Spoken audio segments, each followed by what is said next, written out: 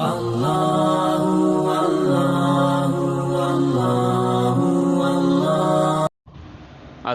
اور اقامت کا طریقہ۔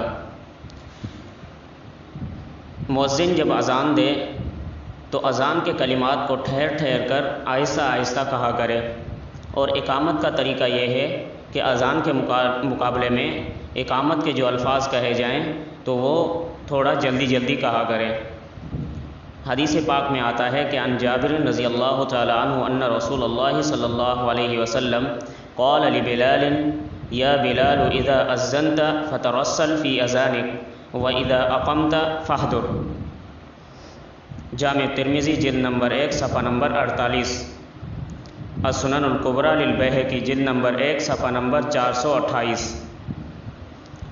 ترجمہ ہے کہ حضرت بلال رضی اللہ تعالیٰ عنہ سے روایت ہے کہ رسول اللہ صلی اللہ علیہ وسلم نے حضرت بلال رضی اللہ تعالیٰ عنہ کو فرمایا، اے بلال، جب تو اذان کہے تو ٹھہر ٹھہر کر کہا کر، اور جب اقامت کہے تو جلدی جلدی کہا کر۔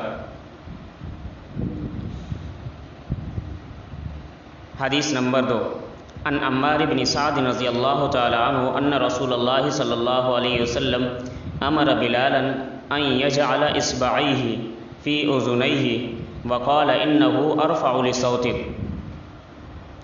سنن ابن ماجہ جلد نمبر 1 صفحہ نمبر 52۔ حدیث پاک کا ترجمہ ہے کہ حضرت عمار بن سعد رضی اللہ تعالی عنہ مؤذن رسول صلی اللہ علیہ وسلم سے روایت کرتے ہیں کہ رسول اللہ صلی اللہ علیہ وسلم نے حضرت بلال رضی اللہ تعالیٰ عنہ کو حکم دیا کہ اپنی انگلیاں اپنے کانوں میں ڈال کر اذان دیں۔ آپ صلی اللہ علیہ وسلم نے فرمایا، یہ عمل تمہاری آواز کو بلند کرے گا۔